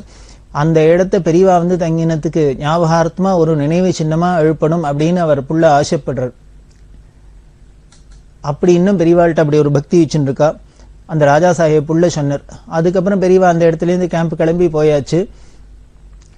அந்த ராஜா சாஹேப் காலமானாராம். அவர் எப்பொழுதுமே ஒரு வேதாந்தத்துல பக்தி மார்க்கத்துல ரொம்ப ஈடுபாடு உள்ளவர் தான் அந்த ராஜா சாஹேப். அவரோட பக்திக்காகத்தான் போல இருக்கு தரிசனம் கொடுக்கணுங்கிறதுக்காக பெரியவா அங்க ஸ்நானத்துக்கு வியாஜ்யம் பண்ற அந்த ஸ்நானம்ங்கிற வியாஜ்யத்துல அங்க போய் இருந்திருக்கா அப்படின்னு தெரியுது. அந்த ராஜா சாஹேப் காலமான உடனே அவரோட இறுதி ஊர்வலம் போறதே அப்படி ஒரு பஜனை நடந்தது. ஆயிரக்கணக்கான பேர் வந்து பஜனை பாடிண்டே பின்னால வந்தா அப்படின்னு சொல்லிட்டு இந்த ராஜா சாஹேப் உள்ள சொல்லுவார், எங்க இஸ்லாம் மதத்துல இந்த மாதிரி இறுதி ஊர்வலம் எல்லாம் பொறுத்தே நாங்க எதுவுமே சத்தமே போடாத எங்களுக்கு மௌனமா தான் நாங்க போவோம். ஆனால் எங்க மதத்திலேயே இல்லாத ஒரு அதிசயமா இந்த ராஜா சாஹேப் காலமாயிட்டே எங்க அப்பா காலமாய் இருக்கிறதே அப்படி எல்லாரும் நாம சங்கீர்த்தனம் பண்ணிட்டு வந்தா அப்படி தெரிஞ்சது. அவர் எப்பேற்பட்ட ஒரு ஸ்திதியில இருந்திருக்கார், ஒரு மகானா இருந்திருக்கார் அப்படின்னு தெரிஞ்சது அப்படின்னு அவர் சொல்லி அதிசயப்படுவார். அத மாதிரி இந்த ராஜா சாஹேப்போட பம்ப் செட்ல பெரியவா இருந்தா. அதுக்கப்புறம் நாகனாசூர் அப்படிங்கிற ஒரு இடம், அங்க தானையா அப்படிங்கிற ஒரு பெரிய பக்தர், அவரோட கார்டன் தோட்டம், அதுல போய் இருந்தா. வெறும் தோட்டம் விட்டோம் அப்படின்னா ஒன்றும் பெருசா இடம் இருக்காது, வெறும் வைக்கவில்ல குடிசை மாதிரி இருக்கும். அதுல ஒரு பெரிய குடிசையா இருந்து 2 பக்கம் திண்ணை அப்படி இல்லாம இருந்தது. அப்படி பெரியவா அங்க இருக்கிறதே ஹைதராபாத்ல முத்துசுவாமியர் அப்படின்னு ஒருத்தர் இருந்தார். அவர் தான் கர்னூல்ல சங்கரமடம் எல்லாம் கட்டினவர். அவர் அவரோட பிள்ளைகள் எல்லாரும் தரிசனத்துக்கு வந்தா. இவாளுக்கெல்லாம் தரிசனம் பண்ணிட்டு இருக்கிறதே பாம்பேலேருந்து பாரதிய வித்யாபவனோட செக்ரட்டரி ராமகிருஷ்ணன் அப்படிங்கிறவர் வந்தார். அவர் வரத்தே பெரிய இண்டஸ்ட்ரியலிஸ்டான பிர்லாவோட சம்சாரத்தை அழிச்சுன்னு வந்திருந்தார் தரிசனத்துக்கு. எதுக்காக அந்த அம்மா வந்தா அப்படின்னா, பிர்லாவுக்கு ஒரு பெரிய ஏதோ ஒரு ப்ராப்ளம், ஒரு நோய், பெரிய நோய், அதுக்கு பெரிய ஆப்ரேஷன் பண்ணணும் அப்படின்ட்டு லண்டனுக்கு எடுத்துன்னு போயிருக்கா. அந்த லண்டன்ல போய் ஆப்ரேஷன் நடக்க போறது. ஆனா ஆப்ரேஷன் பண்ணினா கூட அவர் பொழப்புறா என்ன ஆகும் ஏதாகும்னு தெரியாது அப்படின்னு டாக்டர்ஸ் எல்லாம் சொல்லிட்டா. இது பண்ணி பார்க்கலாம், ஒரு சான்ஸ் எடுத்துக்கிறோம், அது பலிக்கிறதும் பலிக்காதும் நம்ம கையில இல்ல, ஈஸ்வர அனுகிரகத்துல தான் இருக்கு, அதனால நீங்க பிரார்த்தனை பண்ணீங்க, நம்மளால பண்ற முயற்சி பண்ணி பார்க்கலாம் அப்படின்னு சொல்லிட்டு அவரை லண்டனுக்கு அழிச்சுன்னு போயிட்டா. அது இந்த அம்மாவுக்கு ரொம்ப ஒரே பயமா போயிடுத்து. அதனால என்ன பண்ணினா, என்ன பண்றதுன்னு தெரியல, நேர பெரியவாள்கிட்ட வந்துட்டா. அந்த அம்மா சொல்லி பெரியவாள்கிட்ட வந்து நமஸ்காரம் பண்றா. பண்ணிட்டு குலுங்கி குலுங்கி அழுதுட்டே இருக்கா, எழுந்திருக்கவே இல்லை. அப்புறம் பெரியவா என்ன ஏதுன்னு விசாரிக்க சொன்னா. அப்புறம் தான் சொன்னா, இது மாதிரி அவருக்கு ஆப்ரேஷன் நாளைக்கு ஆக போறது. இப்படி சொல்றா. டாக்டர்ஸ் எல்லாம் என்ன பண்ணு தெரியல, பெரியவா மாங்கல்ய பிச்சை போடணும் அப்படின்னு பெரியவாள்கிட்ட கையை இருந்துட்டு அழறா. பெரியவா உடனே என்ன பண்ணா, கவலைப்படாத அப்படின்னு சொல்லி இங்கேயே இருக்க சொல்லு அப்படின்னு பக்கத்துல 2 திண்ணை இருந்ததுன்னு சொன்னேன். அந்த தோட்டத்துல 2 திண்ணை, அந்த திண்ணையில ஒரு சாக்கை போட்டு உட்காத்தி வை, அவளுக்கு ஏதாவது தாகசாந்தி கொடு அங்கேயே இருக்க சொல்லும். அவளை இருந்துட்டு அவ செக்ரட்டரியோட வந்திருக்கா, பிர்லாவோட செக்ரட்டரி அந்த அம்மாவை அழிச்சுன்னு வந்திருக்கார். இங்கேயே இருக்க சொல்லு, பகவானை தியானம் பண்ணிட்டு இருக்க சொல்லு, ஒன்றும் ஆகாது, பயப்படுறாப்புல ஒன்றும் ஆகாதுன்னு சொல்லு அப்படின்னு சொல்லிட்டு, அப்புறம் ஆப்ரேஷன் ஆனோடனே அவர் சௌக்கியமா இருக்காரா என்னன்னு கேட்டு அந்த விஷயத்தை என்கிட்ட சொல்லிட்டு அப்புறம் ஊருக்கு போகலான்னு சொல்லு அப்படின்னு பெரிய உத்தரவு பண்ணிட்டா. அந்த அம்மாவுக்கு ஒரு மாதிரி ரிலீஃபா இருந்தது, பரம சந்தோஷமா இருந்தது. இவ அதா சாந்திக்கு மோர்கூர் இதெல்லாம் கொடுத்தா சாப்பிட்டு அங்கேயே அந்த அம்மாவும் தியானம் பண்ணிட்டு உட்காந்துட்டா. இங்க போன் வசதி, இது ஒரே குக்கிராமத்தில் போன் வசதி கிடையாது. அதனால இந்த செக்ரட்டரி என்ன பண்ணார், அக்கல்கோட்டுக்கு போயிருந்தார். அக்கல்கோட் போய் அங்கேருந்து லண்டனுக்கு ஃபோன் பண்ணி பிர்லாக்கு ஆப்ரேஷன் ஆச்சா, அவருக்கு நினைவு வந்துருத்தா, எப்படி இருக்கார், சௌக்கியமா இருக்காரா எல்லாம் விசாரிச்சுண்டு அப்புறம் சாயந்தரத்துக்கு மேல வந்ததுக்கு அப்புறம் விஷயத்தை பெரியவாள்கிட்ட சொல்லிட்டு, இது மாதிரி பெரியவா அனுகிரகத்துல அவருக்கு ஆப்ரேஷன் நல்லபடியா எடுத்து அவர் இப்ப சௌக்கியமா இருக்கிற, கண்டத்திலேருந்து தாண்டிட்டார் அப்படின்னு சொல்ற அப்படின்னு சொல்லி இந்த விஷயத்தை சொல்லி அவ பெரியவாள்கிட்ட பிரசாதம் வாங்கிட்டு பரம சந்தோஷத்தோடு போனா. இது ரொம்ப எல்லாருக்கும் ஒரு பார்க்குறவாளுக்கு ரொம்ப உருக்கமா இருந்தது. என்ன காசு இருந்தானே, பணம் இருந்தானே, எது இருந்தா என்ன, கடைசியில் யாரா இருந்தாலும் என்ன பண்ண வேண்டியிருக்கு அப்படிங்கிற ஏதோ ஒரு இடத்துல அடங்க வேண்டியிருக்கு. அடங்கி கடைசியில் நம்மளால ஒன்றும் முடியல அப்படின்னு திரௌபதி என்ன பண்ணினா, தன்னோட முயற்சியில தன்னை பாதுகாத்துக்கிறதுக்கு பார்த்தா, அதுக்கப்புறம் ஒண்ணும் இல்லைன்னு ஹேண்ட்ஸ்அப் அப்படிங்கிற மாதிரி கையை தூக்கி கோவிந்தா அப்படின்னு கத்தினோன்னு பகவான் காப்பாத்தினாப்புல, நாமளும் என்னெல்லாமோ முயற்சி எல்லாம் பண்ணி பார்த்துக்கிறோம் நம்மளோட கஷ்டங்களை போக்கிக்க. ஆனா கடைசியா என்ன பண்றோம், அந்த பகவானோட சரணத்துல போய் நாம விழறதே தான் நமக்கு அது பூர்ணமான சாந்தியை கொடுக்கறது, என்ன பண்ணணுமோ பலனை கொடுக்கறது. அதை போலதான் இவாளும் இங்க பிர்லாக்கு சௌரியமாகணும்னு கடைசியில பெரியவாள்கிட்ட அந்த அம்மா சொன்னது என்னன்னா, எனக்கு எங்கேயும் போறதுக்கு தோணல, பெரியவா தான் ஞாபகம் பெரியவாள்கிட்ட வரணும்னு தோணித்தான் என்னால வந்தேன் அப்படின்னு. அந்த கிருத்தகிக்கு தான் பலருக்கு பின்னால பெரியவா காஞ்சிபுரத்துல இருக்கிறதே மடத்தெல்லாம் விஸ்தாரமா கட்டி கொடுத்து எல்லாம் பண்ணி மடத்துக்கு பல கைங்கரியம் பண்ணினா அந்த பிர்லா குடும்பம். அப்படி பல பேர் தரிசனம் பண்ணி அனுகிரகத்தை அடையிறா. இதை தொடர்ந்து நாமளும் பார்க்கிறோம். பெரியவா சரணம். இந்நிகழ்ச்சியின் அடுத்த பகுதி நாளை மாலை இதே நேரத்தில் ஒளிபரப்பாகும். பெரியவா சரணம். பெரியவா சரணம். அடுத்த நிகழ்ச்சி திருவாசக இன்னிசை. வழங்குபவர் ஸ்ரீ சத்குருநாத தேசிகர் அவர்கள். பெரியவா சரணம். திருச்சிற்றம்பலம். கோயில் திருப்பதிகம். மாறி நின்று என்னை மயக்கிடும் வஞ்சப் புலன்ஐந்தின்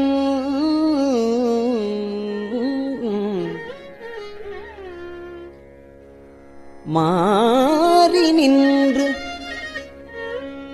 என்னை மயக்கிடும் வஞ்சப் புலனைந்தின் வழியடைத்து அமுதே ஊறி நின்று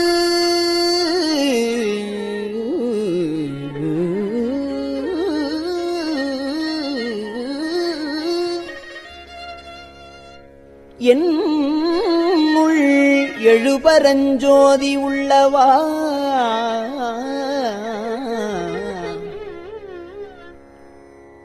காண வந்து அருளாய் தேறலின் தெளிவே சிவபெருமானே.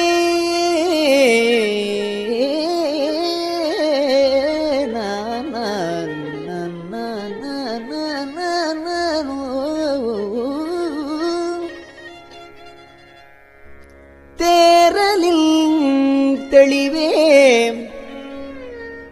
சிவபெருமானே. திருப்பெருந்துறை உரை சிவனே.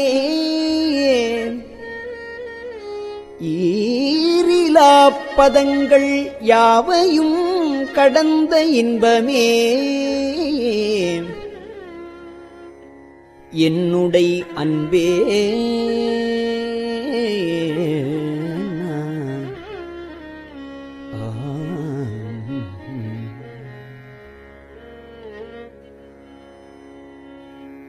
அன்பினால் அடியேன்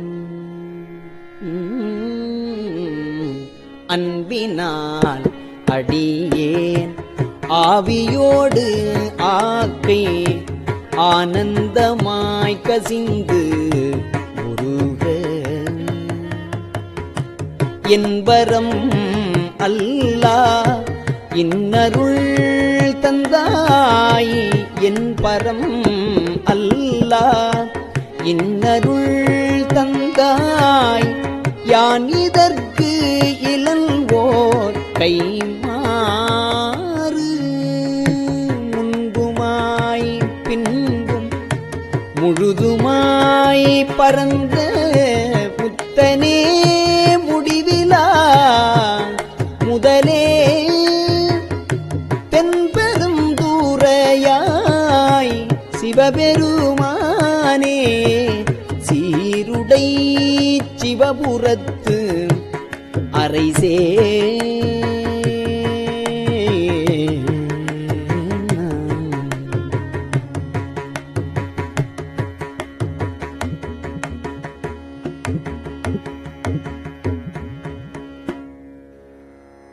அரைசனே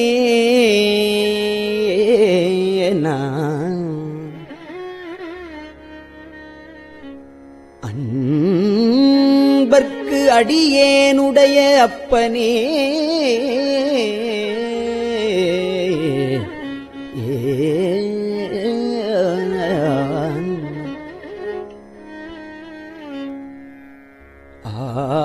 ஆவியோடு ஆக்கை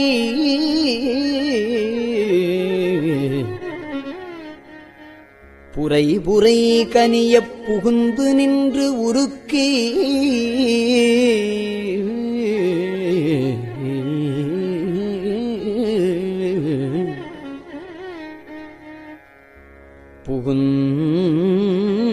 புகுந்து நின்று உருக்கி பொய்யிருள் கடிந்த மெச்சுடரே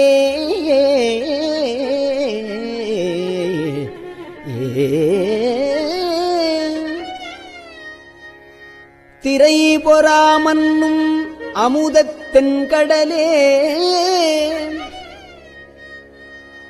திருப்பெரும் துறையுரை சிவனே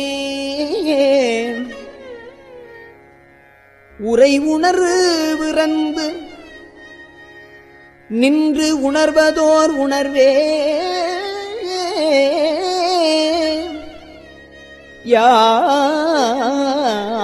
யானை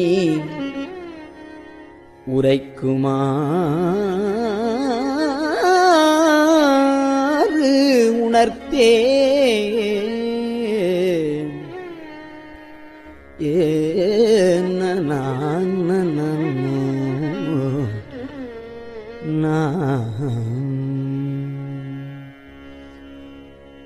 உணர்ந்த மாமுனிவர் உம்பரோடு ஒழிந்தார்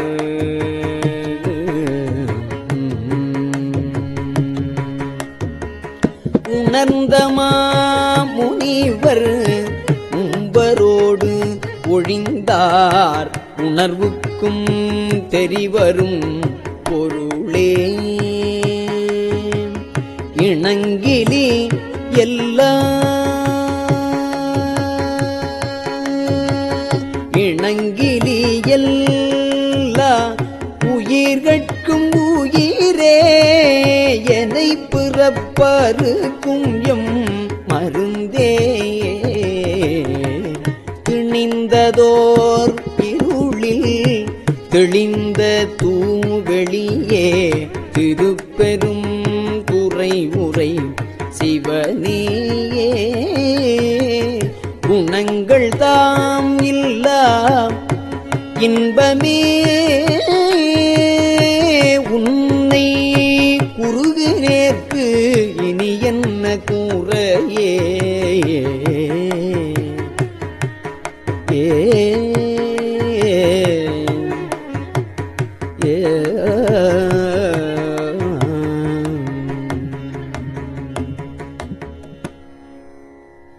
குறைவிலா நிறைவே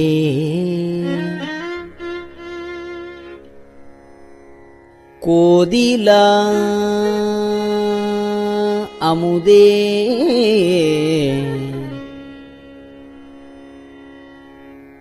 ஈரிலா கொழுஞ்சுடற்குன்றே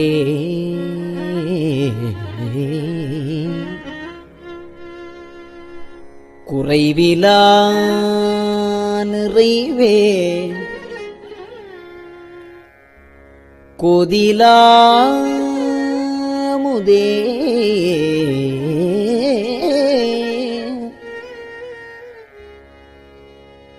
ஈரிலா கொழுஞ்சுடற்குன்றே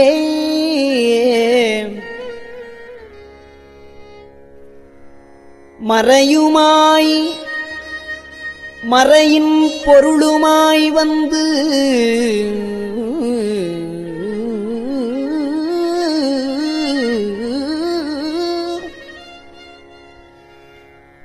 மறையுமாய் மறையின் பொருளுமாய் வந்து என் மனத்து இடை மன்னிய மன்னே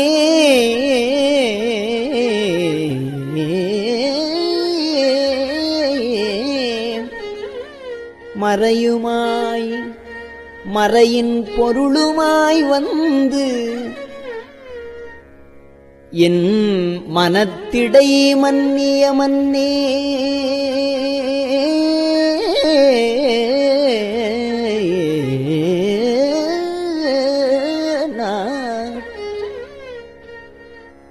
சிறை பெறா நீர் போல்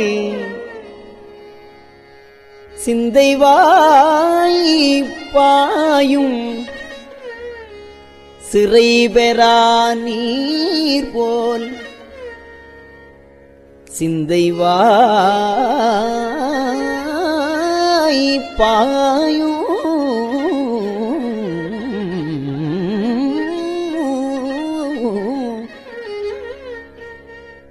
திருப்பெருந்துறை உரை சிவனே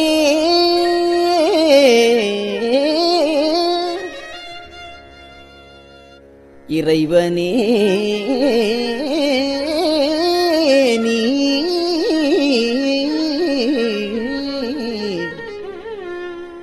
என் உடலிடங்கொண்டாய் இனி உன்னை என்னிறக்கேனே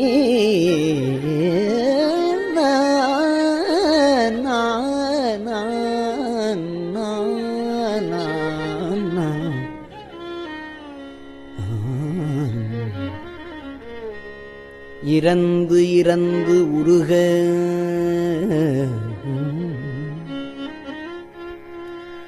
என் மனத்துள்ளே எழுகின்ற சோதியே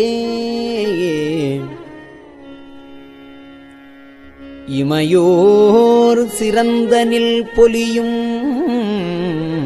கமலச் சேவடியாய் திருப்பெருந்துறை உரை சிவனே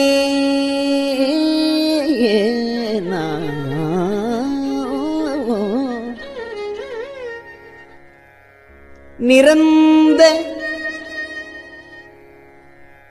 ஆகாயம்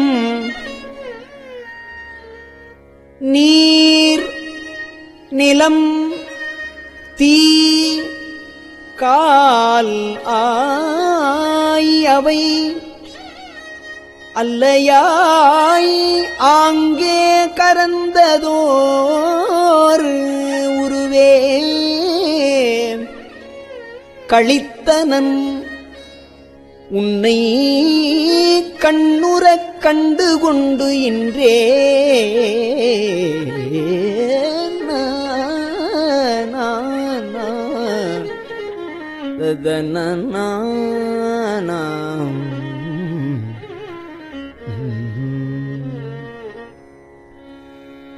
இன்று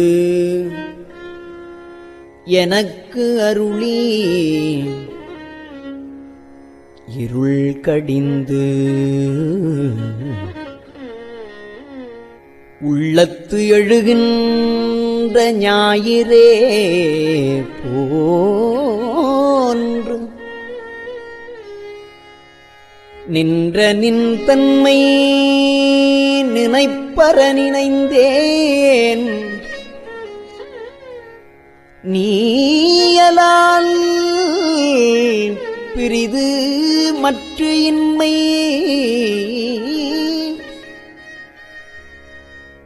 சென்று சென்று அணுவாய் தேய்ந்து தேய்ந்து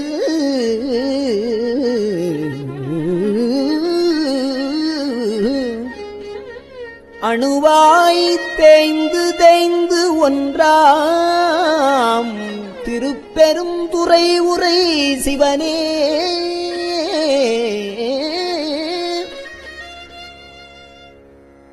ஒன்றும் நீ அல்லை அன்றி ஒன்று இல்லை யார் உன்னை அறியகிற்பாரே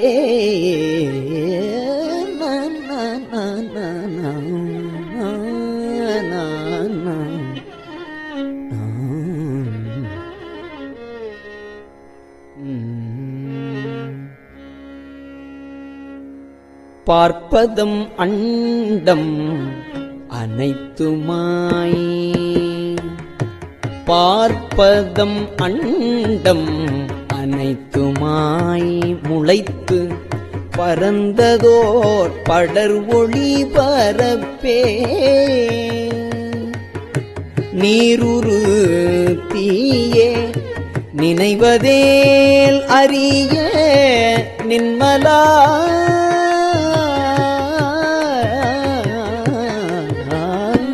நீருரு தீயே நினைவதேல் அறிய நின்மலா நின்னருள் வெள்ள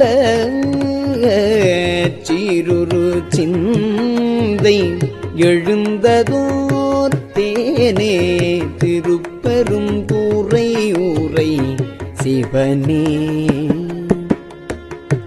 ஆருறவு எனக்கு இங்கு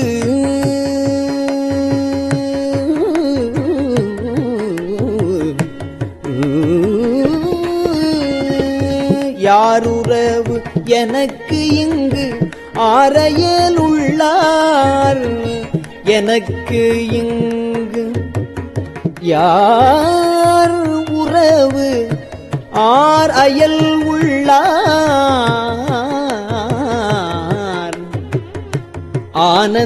ஆனந்தமாக்கும் எம் சோதி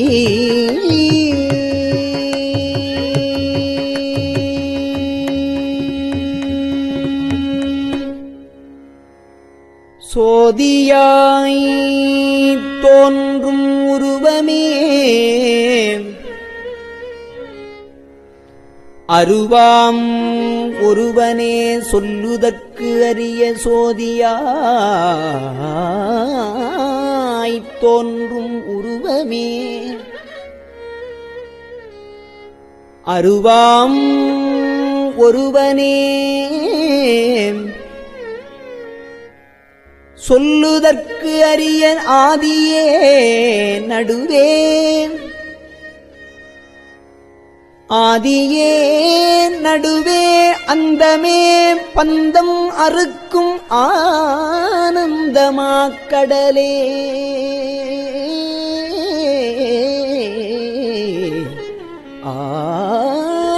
ஆனந்தமாக்கடலே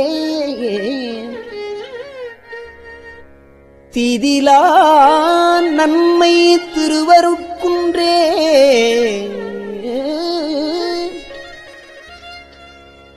திருப்பெரும் துறை உரை சிவனே திருப்பெரும் துறை உரை சிவனே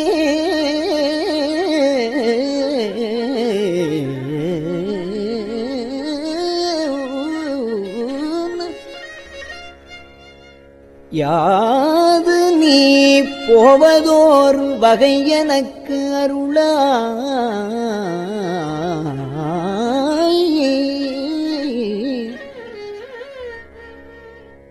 யாது நீ போவது ஓர் வகை எனக்கு அருளாய்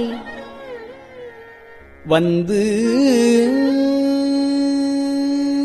நின் இணையடி தந்தே அருளாய், இணையடி தந்தே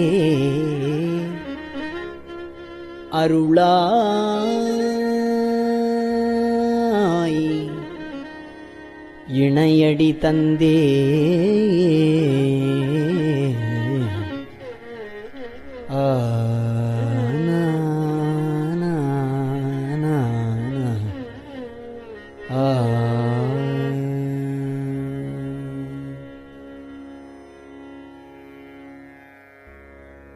தந்தது உன் தன்னை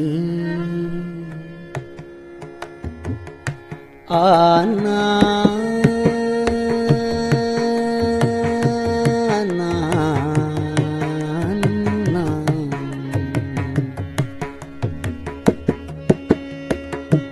தந்தது உன் தன்னை கொண்டது என் தன்னை சங்கரா ஆர்கொலோ சதூரர் அந்தம் ஒன்று இல்லா ஆனந்தம் பெற்றே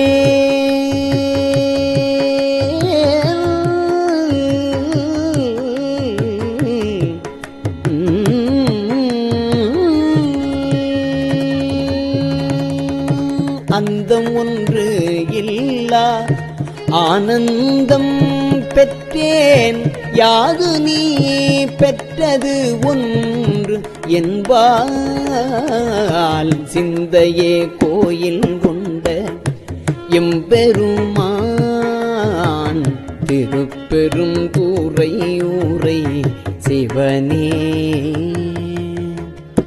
சிந்தையே கோயில் கொண்ட எம்பெருமான் திருப்பெரும் கூரை ஊரை சிவனே. எந்த ஈசா உடல் இடங்கொண்டாய்,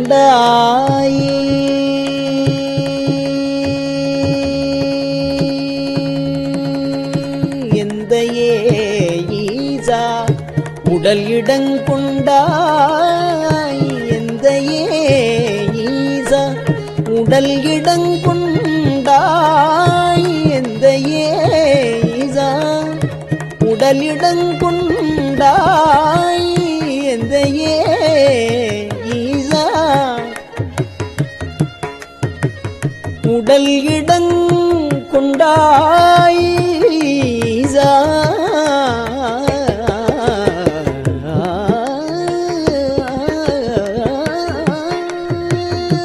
எந்த ஈசா உடல் இடங்கொண்டாய், யான் இதற்கு இளல்வோர்,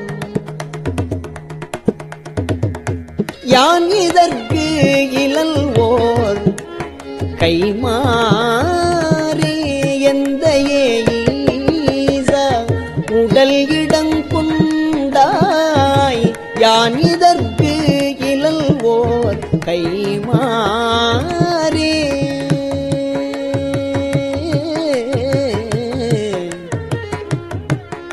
ஆனா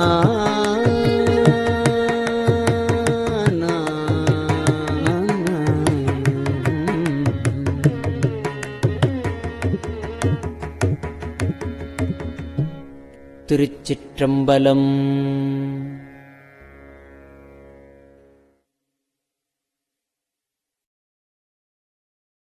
பெரியவா சரணம். இந்நிகழ்ச்சியின் அடுத்த பகுதி நாளை மாலை இதே நேரத்தில் ஒளிபரப்பாகும். பெரியவா சரணம். பெரியவா சரணம். பெரியவா வானொலியின் இன்றைய நிகழ்ச்சிகளின் நிறைவாக திருப்பொன்னூசல் வழங்குபவர் சத்குருநாத தேசிகர் அவர்கள். பெரியவா சரணம். திருச்சிற்றம்பலம். திருப்பொன்னூசல். உன்னற்கரியதிரு உத்தர கோசமங்கை, உன்னற்கரியதிரு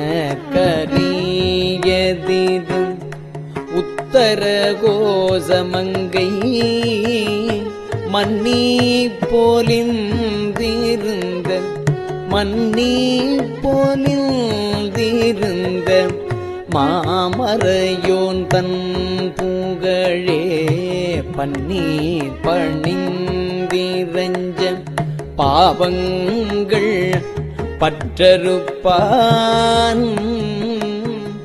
அன்னத்தின் மேலேறி அன்னத்தின் மேலேறி ஆடும் அணி மயில் போல் என்னத்தன் என்னையும் ஆட்கொண்டான் எழில்வாடி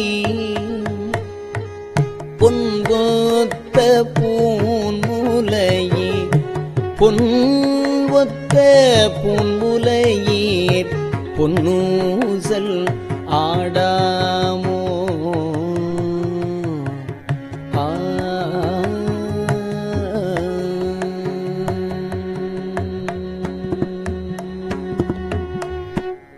திருச்சிற்றம்பலம்.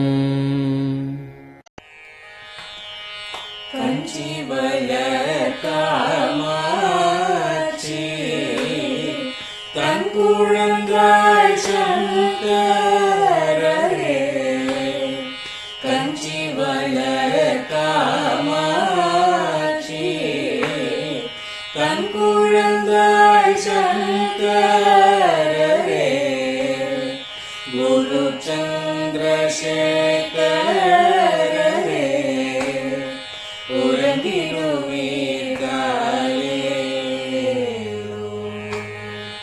உறங்கிடுவீர்களே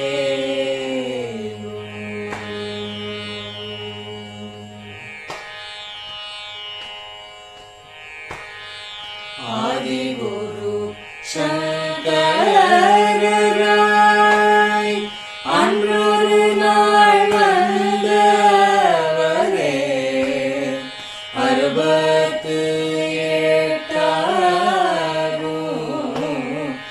ஈட்டபதி காலே ஏழுலகும் பூப்பவரே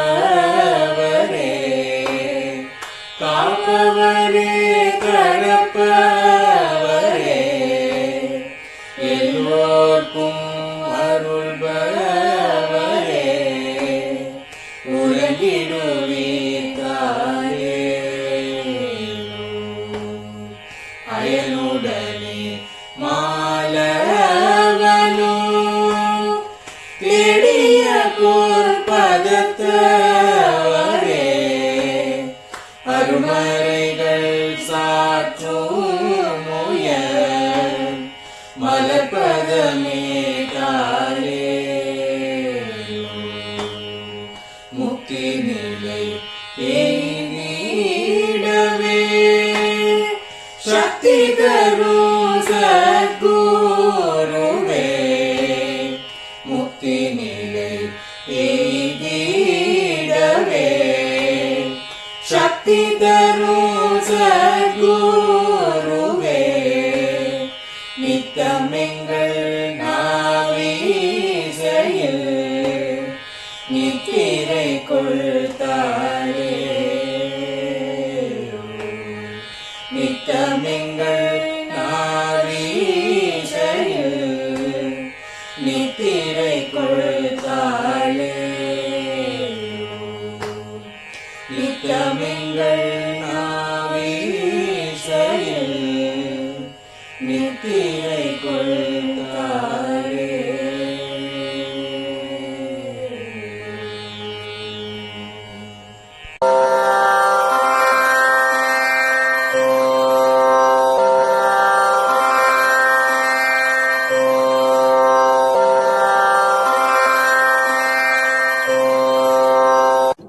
பெரியவா சரணம். பெரியவா வானொலியின் மாலை நிகழ்ச்சிகள் இத்துடன் நிறைவடைகின்றன.